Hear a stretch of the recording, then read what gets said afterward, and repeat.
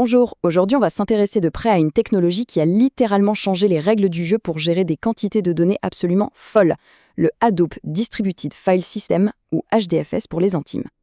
C'est un peu l'histoire de la solution à un problème qui devenait gigantesque. Allez, on plonge directement dans le vif du sujet. Tout part d'un défi qui au début avait l'air simple, mais qui est devenu un vrai casse-tête, la taille des données tout simplement. Alors, imaginez un peu. On prend une machine, même une très très puissante, pour lire un seul téraoctet de données. Un téraoctet, c'est à peu près 200 000 chansons quand même. Eh bien, juste pour lire ça depuis son disque, il lui faudrait 45 minutes.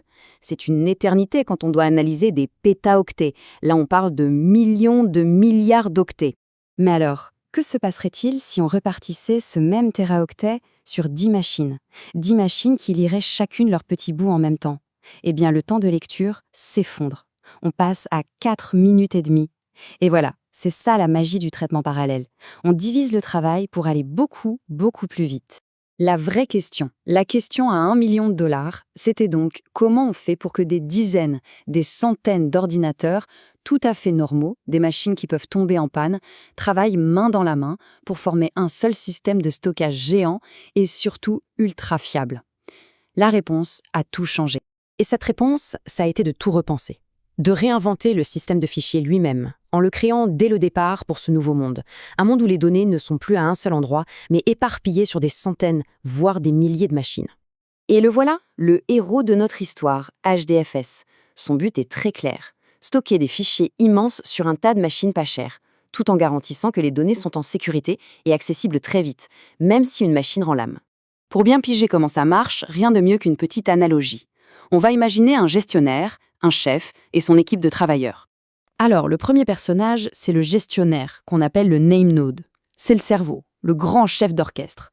Le truc important à comprendre, c'est qu'il ne touche jamais aux données lui-même. Non, son job, c'est de tout savoir. Il tient le grand registre. Quel fichier existe, en combien de morceaux il est découpé, et sur quelle machine se trouve chaque morceau. C'est la carte du trésor. Et puis, il y a les travailleurs, les data nodes. Eux, ce sont les petites mains. Ils reçoivent les ordres du gestionnaire et leur seule et unique mission, c'est de stocker les morceaux de données qu'on leur donne. Imaginez des milliers de petites étagères qui, mises ensemble, forment une bibliothèque absolument colossale. Et voilà à quoi ça ressemble au final. Un seul name node, le chef, qui dirige toute une armée de data nodes, les travailleurs. C'est une architecture maître-esclave, toute simple mais redoutablement efficace pour répartir le travail.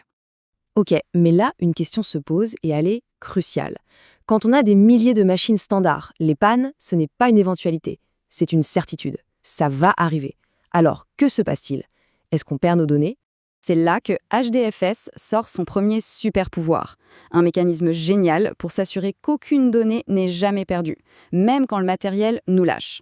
D'abord, il faut savoir que chaque fichier est découpé en petits morceaux de taille fixe, qu'on appelle des blocs, un peu comme les chapitres d'un très très gros livre. Ces blocs sont ensuite envoyés un peu partout sur les différents travailleurs, les data nodes. Et voici l'astuce, la voilà, la clé, la réplication. Chaque petit bloc n'est pas stocké une seule fois, non. Par défaut, il est copié 3 fois, sur 3 machines bien distinctes. Du coup, si un travailleur, un data node, tombe en panne, paf, le gestionnaire name node le voit immédiatement. Il consulte son grand registre, il voit quel bloc était sur cette machine et il ordonne tout de suite à d'autres travailleurs de créer une nouvelle copie des blocs perdus. Le système se guérit lui-même en permanence pour qu'il y ait toujours, quoi qu'il arrive, 3 exemplaires de tout. Bon, les travailleurs sont protégés, c'est super. Mais toute l'architecture repose sur les épaules d'un seul et unique gestionnaire. C'est lui qui sait tout. Et s'il tombe en panne, lui, c'est un peu le talon d'Achille du système, non?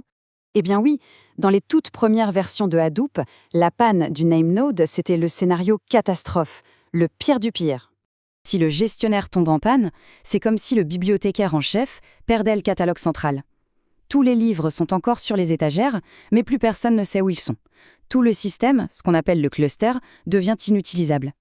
Et le pire, si le disque du gestionnaire est corrompu, si on perd le catalogue pour de bon, alors les données sont perdues à jamais. C'est précisément pour ça que l'arrivée de Hadoop 2.0 a été une véritable révolution. Il fallait absolument trouver une solution pour éliminer ce point de défaillance unique. Ce petit tableau, il résume bien le bond de géant entre les deux versions. Avec Hadoop 1.0, on avait un seul name node, ce qui limitait la taille de tout le système. Hadoop 2.0 en permet plusieurs, c'est la fédération. Et surtout, Là où Hadoop 1.0 n'avait aucune solution en cas de panne du chef, la version 2.0 introduit la haute disponibilité. Voyons un peu ce que ça veut dire. Alors, première solution, la fédération. L'idée, c'est qu'au lieu d'avoir un seul grand chef pour tout le système, on en a plusieurs. C'est comme si notre bibliothèque devenait tellement énorme qu'on nommait un bibliothécaire pour le rayon science-fiction, un autre pour le rayon histoire. Chaque gestionnaire s'occupe de sa propre partie. Ça permet au système de devenir beaucoup plus grand, sans qu'un seul chef ne soit complètement débordé. Et la deuxième solution, la plus importante, la haute disponibilité. C'est tout simple.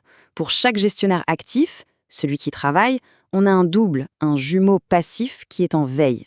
Ce jumeau, il ne fait qu'une chose. Il observe tout ce que fait l'actif et il met à jour son propre catalogue en temps réel. Si le gestionnaire actif tombe en panne, son jumeau passif prend le relais instantanément. Le système ne s'arrête jamais. Le talon d'Achille est maintenant protégé. En résumé, s'il y a une chose à retenir, c'est que HDFS a vraiment démocratisé le big data. Il a prouvé qu'on pouvait construire un système de stockage de données massif, ultra résistant aux pannes, en assemblant simplement des ordinateurs tout à fait ordinaires et pas chers. HDFS a été une révolution, c'est certain, mais il a été pensé pour le monde des années 2000, un monde de traitement de données par lot. Aujourd'hui, on est dans l'ère du temps réel, du streaming, ce qui nous amène à une dernière question, une question pour l'avenir. À quoi ressemblent les architectures de stockage qui vont prendre le relais pour répondre aux incroyables défis de demain ?